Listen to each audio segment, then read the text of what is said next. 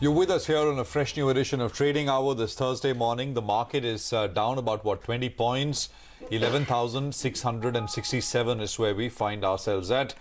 And overall, it's pretty lackluster.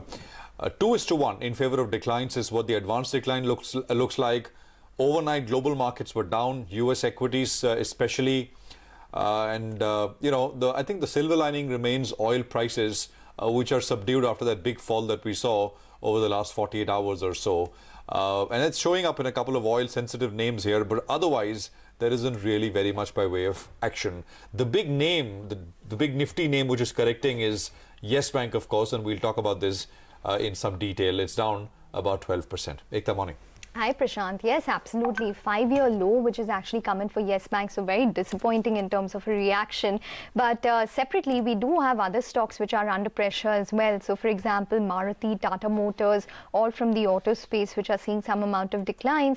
And I just want to point out that if we are talking about Yes Bank, we also have Wipro which is reacting to its numbers, and Mindtree which is actually given up or recovered a lot from the day's low, but nonetheless that stock's still down around 5.7% on a reaction towards Q1 numbers. Torrent as well in focus on account of that US FTA issue on their Dahej facility. So a lot to discuss over the next 60 minutes. Let's get talking about the technicals first. We have Rajat Bose with us today. Rajat, hi, over to you. What are you recommending both for the Nifty as well as specific stocks? Well, regarding the Nifty, what I would say is that 11,671 to about 11,690 is a critical zone for the Nifty, because there are certain key moving averages that are located out here. Unless that zone is taken out on the upside, do not expect much of a rise. I would say that expecting it to cross 11,700 could be a tall order. On the other hand, unless 11,645 to about 11,635 zone is taken out on the downside, no big fall either. So Nifty could be a range bound, could be caught in a range bound situation, and till such time 3725 is taken out, you don't expect much of a rise in Bank Nifty either. Until it falls below 3620, there would not be much big fall in the Bank Nifty. Coming to stocks, I would take a bit of a contrarian view in one of the stocks that you have been discussing. The disclosure has it, I personally hold the stock and bought recently that bank, Yes Bank I'm talking of. I would say that the levels that I was projecting on your channel as well as on your sister channel, that is 77 to 85, and today morning it touched about 74. So my feeling is that whatever had to be seen has already been seen. So chances are we would see some recovery. So I'm expecting a target of 93, and I would put a stop loss of 84. So this is a 3 rupee risk and 6 rupee on the upside. And bail is still a sell call. I would say we put a stop loss above 103, and the target would be 95. Bail has broken its 200-day and is trading below that. Chances are that it would hit 95 support level in today's session. Okay, so those are a couple of ideas. Yes Bank, Rajat, of course, has been positive earlier as well, and of course, full disclosure, as he pointed out, he's personally bought as well. Maruti is breaking down. 2.5 lower, 59.28 or so on Maruti. Is this? I'm just looking at these levels, Rajat. So you look at the basically starting the 8th of October 2018. Look at January 2019, and then this cluster now. It's a downward sloping trend line, and it's right on that. I don't know how important it is, and what would you do here? I'll tell you a key support area, 58.35.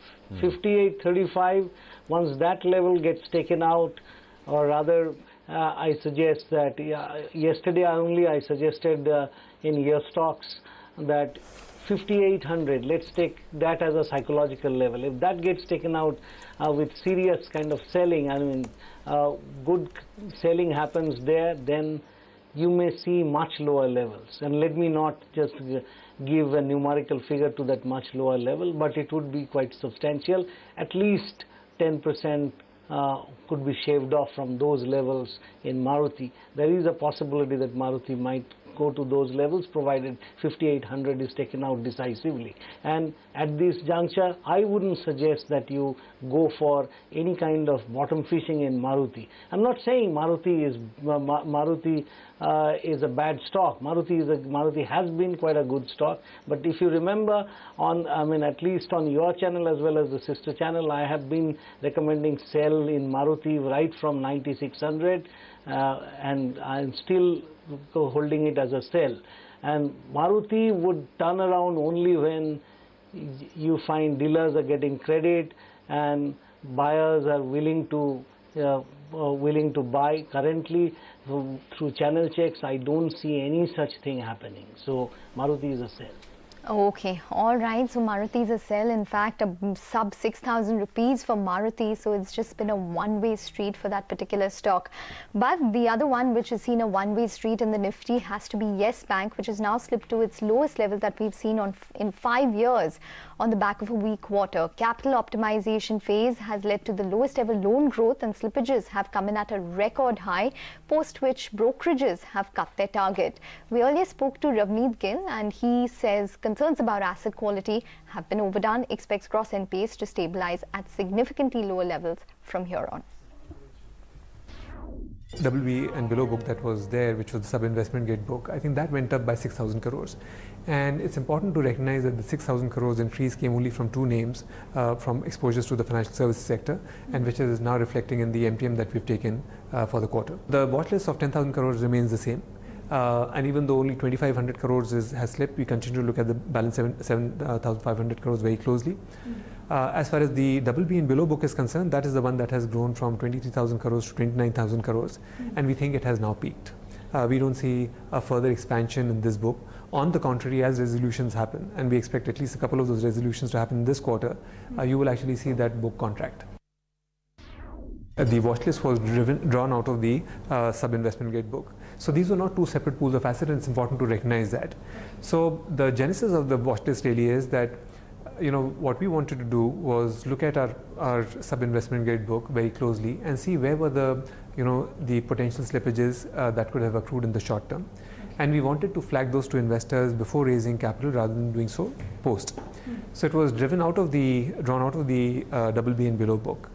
The BB, and as far as the slippages are concerned, roughly about 2,500 crores have come from the watch list, and the balance has come from the BB and below book.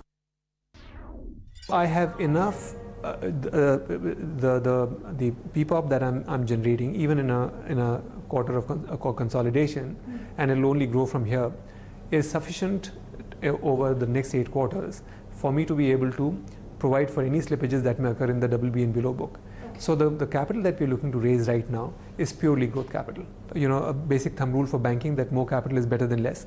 And that's something that we are in very close discussion with investors right now, in terms of what is the structure, what is the size, what is the composition of that capital, and we will raise whatever is needed. I think every stakeholder of the bank, and when I say every stakeholder, I mean every stakeholder of the bank, is completely aligned to doing whatever is in the best interest of the bank, whatever enables the bank to be in a much stronger position to grow at a much more robust pace. So we are very flexible in terms of the level of dilution. What we went out with, and which is what the market believes, is either $1 billion or 10%, whichever is lower. Okay, so that's the management of Yes Bank clarifying on a whole host of issues, but it seems as though the market is just not convinced about the Yes Bank numbers and maybe even the future ahead, especially when it comes to asset quality. Krishnan ASV of SBI Cap Securities now joins in on the line to discuss this. Krishnan, over to you then. Do you think that now at around sub 90 rupees, Yes Bank has become lucrative, say, on the valuations? Yeah, I think it's been lucrative on valuation for a while, right? So, no, so I don't think you buy Yes Bank today just because it's attractively valued. No, you've got to be first convinced that there is that this franchise will survive the crisis that it's in the middle of right now, right? With a change in business model, what's the new normal ROAs that it can deliver? Can it be on par with the other private sector peers? If yes, then there is a valuation. What multiple you can start ascribing to it? Right now, I think the big risk that's being factored into the price that you see in the stock today is largely the fact that this may actually collapse. And until there is equity, unfortunately, that thesis will continue to hold. So, I mean, while I completely understand what Ravneet is trying to tell the broadcasters and various stakeholders, but I think they are already too late in raising capital. Now, if I understand from what they have disclosed in the book, it does seem that if the BB and below portfolio has now peaked, that means all the bad news should ideally have been reported, right?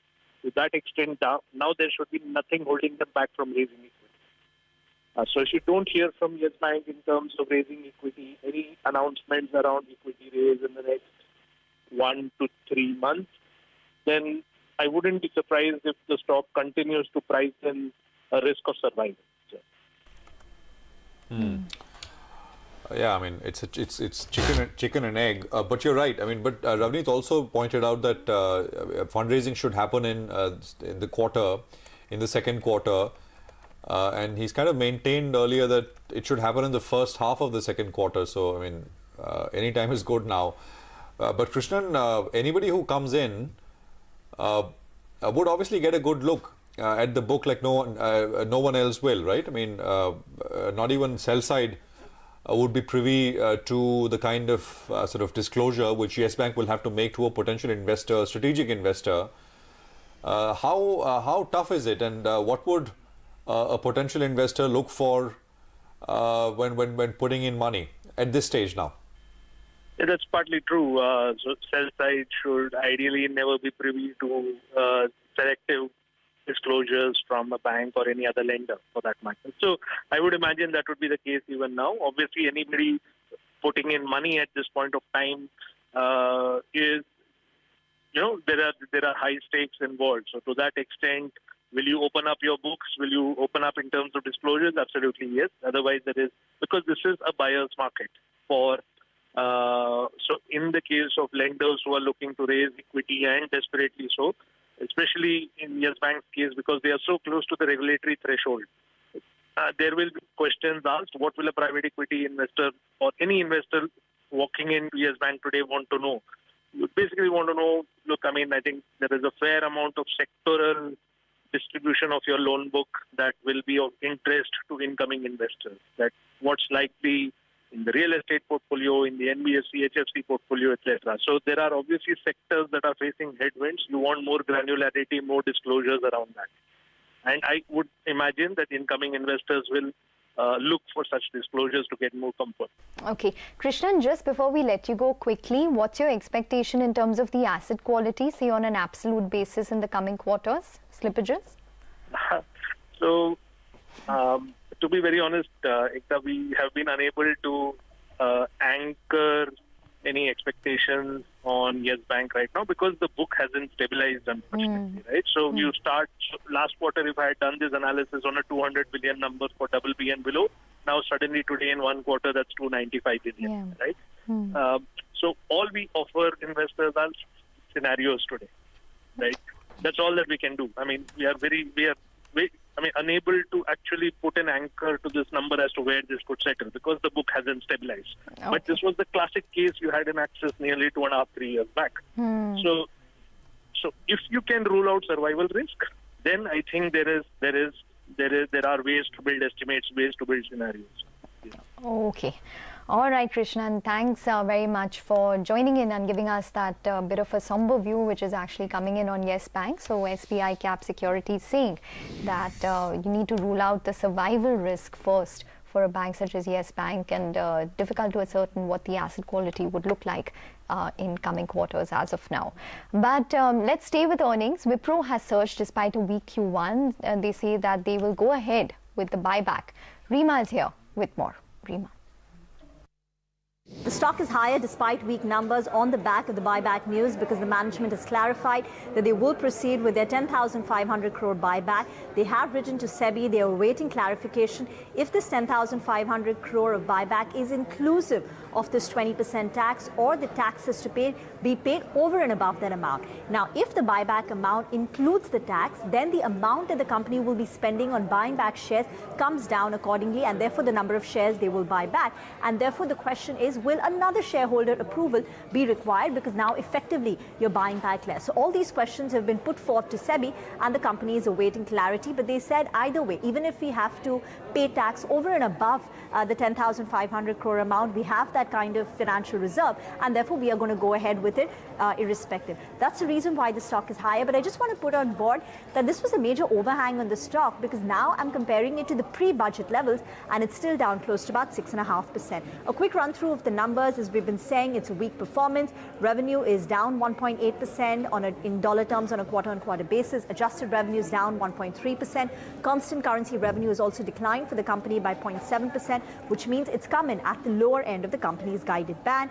Margin performance at 18.4% look better, but then on an adjusted basis, it's only about 18%. The problem is that BFSI started slowing down for the company. It declined this quarter on the back of weakness in capital markets as well as a couple of European banks. And considering that BFSI was the bedrock of the company's growth last year, the slowdown is a bit worrying. Brokerages are a bit disappointed with the numbers. So Citi trims their EBIT estimates by 2 to 5%. Their target price now stands at 250. Jefferies has an underperformed rating, target price 225, but they believe that even at current valuations of 15 times FY21 PE, the stock is overvalued. Credit Suisse too has moderated its growth estimates for Wipro.